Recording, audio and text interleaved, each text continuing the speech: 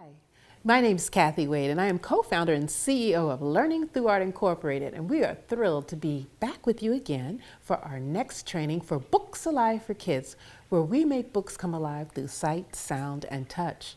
This training is entitled, He's Got the Whole World in His Hands, and yes, it is based on that beloved folk song, which is beautifully illustrated by Kadir Nilsson.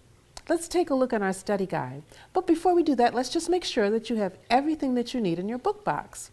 You should have your book, He's Got the Whole World in His Hands. You should have enough craft material, which includes your paper, your filters for your coffee filters, your blue and green markers, your black construction paper, and we'll also make sure that you have a spray bottle so that you can complete the craft. And then you have your vocabulary words and your study guide, which is of course aligned to the Common Core. So let's get started with our very first session, our reading session. As you know, we have redesigned our study guides, so we now have 8 pages.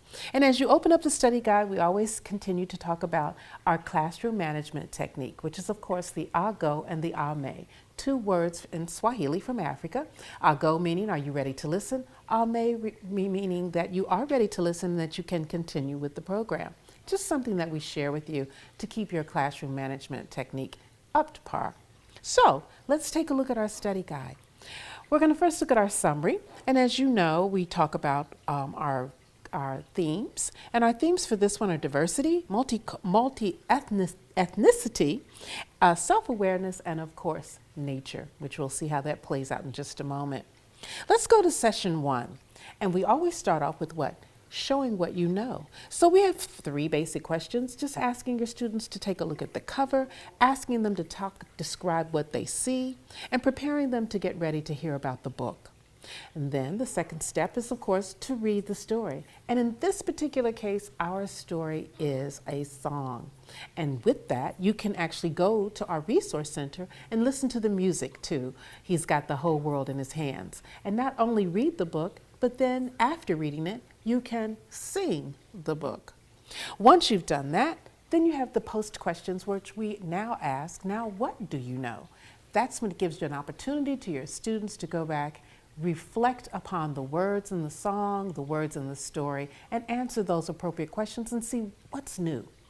Every time you do Books Alive for Kids, we always recommend that you always start with the book. So with every session, you will begin with the book.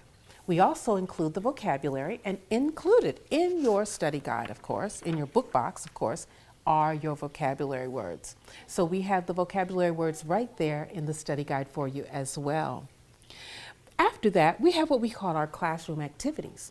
In this particular case, we have a classroom activity that deals with how we see it, our vocabulary detectives, our reader's theater, the natural connections that are made through the story of the book, and then of course, instructional read-alouds. All of those extended activities have all kinds of directions that you can implement to continue to extend the story and telling the story of how He's Got the Whole World in His Hands plays out through various aspects and activities. We do have a sidebar of information that really talks about how many people are on the earth. Did you know that there are 7.5 billion people on our planet? My goodness. So we give you lots of fun facts about the number of people on the planet and perhaps why we have 6 billion people in a matter of 200 years inhabiting Mother Earth. We also want to talk about just a little bit about not just the people that are on the planet, but that everybody on this planet becomes one of our neighbors. And the way we want to illustrate and really talk about that is in our next session when we look at part 2, and that is how do we make our craft. And in order to do that, we're going to welcome the craft queen herself in Learning Through Art, our program manager, Nina Parr. We'll be right back. We're back, and I have the fantastic Nina Parr, who's back with us, our program manager, and of course, our designer extraordinaire when it comes to our crafts for Books Alive for Kids. We're also happy to welcome Nina back because we have one more person in our family. Little Walter Fox Parr is with us now, so we're very excited. Welcome back. Thank you. This Good is to be very back. cool. Absolutely. So tell me, what are we going to do today, and what are we going to make so that we can demonstrate how we make He's Got the Whole World in His Hands come alive through our craft? We are going to make a window hanging that's going to kind of act like stained glass when we hang it up and when the sun shines through. Nice. The things that you're going to find in your book boxes are a stack of coffee filters, a stack of construction paper, a water bottle, and some green and blue washable markers. The only other things that you're going to want to collect in your classrooms are going to be scissors, pencil, tape or glue stick, and some protective newspaper because we are going to be spraying our coffee filters. So anything that's going to keep your desks as clean as possible. Okay, good. So the first thing we want to do is take your single coffee filter and flatten it out as best you can. Okay. This is going to be our world, and in order to do that, we of course are going to use blue to represent water and green to represent the land. Okay. And we're not going for accuracy, we just want to kind of give it the world feel. Okay. So one thing that I will suggest is when you're coloring, you don't want to saturate the coffee filter. You want to make sure that there's some white space to leave room for the water to spread and kind of make it a watercolor bleeding effect. Okay. So you can see I'm just going to kind of scribble on some color, and we can kind of make it a general world, meaning I'm just going to kind of put some green spaces where I think the continents lie. I like this. And that's just as much as you need there. It's just some scribbly green color. Great. And you're going to do the same thing for the blue, anywhere around the green to represent the water. Love it. Just going to scribble it on. This way when we spray, it can really spread out and bleed into each other and mix the colors together. And make it look like the world. I love this. So you can see here, we have our blue and green colors on our coffee filters. We're going to lay it down on our newspaper. Okay. And with our water bottles, we just spray 3 or 4 times until you see the colors start to kind of mix together. You don't need to saturate it, and actually, when it's the bigger spray, that's going to be better. I don't know why it's not right now, but there we go. So it's more of a spritz that we're trying to go for. I got you. More of a spritz. Okay. And it really doesn't take very long for these to dry, maybe 10 or 15 minutes. So you can pick up your newspaper, take it over somewhere else to dry, and while that's drying, we're going to cut out our hands so that we can have the world in our hands. Okay. And what I did, and not every student's going to want to do this, but as a way to speed up the process, I'm going to fold my paper in half, Okay. and then I'm going to trace my hand on one side. Okay, so I'm going to fold mine in half because yours is already folded, just so everybody can see how we're doing that. This is actually kind of a math problem. When you take something and fold it in half, you should have 2. So once my hand is traced, Okay, I'll trace I my really only hand. have to trace it one time, and I'll only have to cut one hand out because obviously when I fold it, I create 2 of the same. So it kind of speeds up the process. Okay, I'm going to do that. I like this.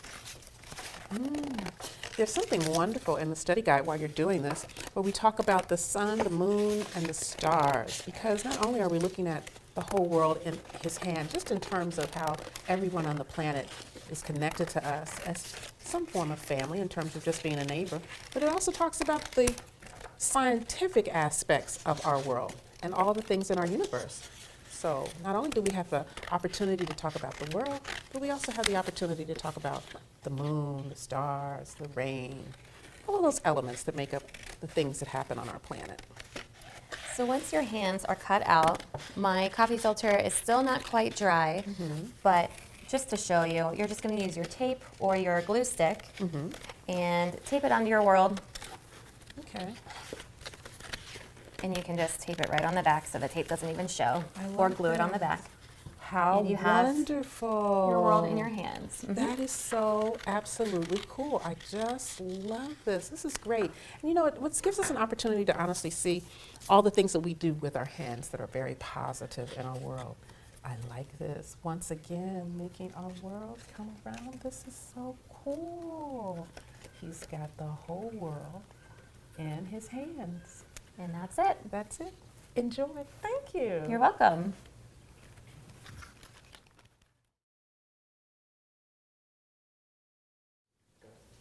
Isn't Nina Parr amazing? I always absolutely love the craft ideas that she comes up with. What a wonderful way to truly demonstrate having the whole world in your hands. I love it. And that takes us to session 3, which is our performance. And as usual, we'll be working with the Children's Theater of Cincinnati for this particular performance. And we're going to incorporate another show that we do in our office with a wonderful song called The Hood is Bigger Than You Think. Because in that song, it talks about understanding that we have to respect our planet and everyone who's on it. It's going to be a great time and a wonderful performance.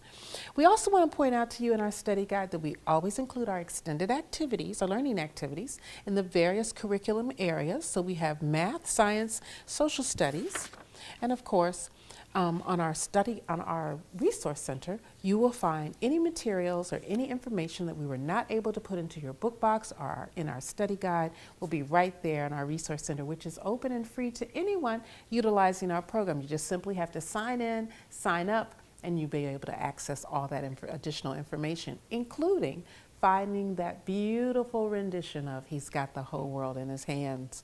We also want to make sure that you take a look at the section on rain, clouds, rivers, oceans, and mountains that are included, because when you sing about He's Got the Whole World in His Hands, we talk about the world in all of its entirety through here on the planet and throughout the universe. We hope that you've enjoyed our book, He's Got the Whole World in His Hands, in this training session for Books Alive for Kids. We look forward to seeing you again. Enjoy.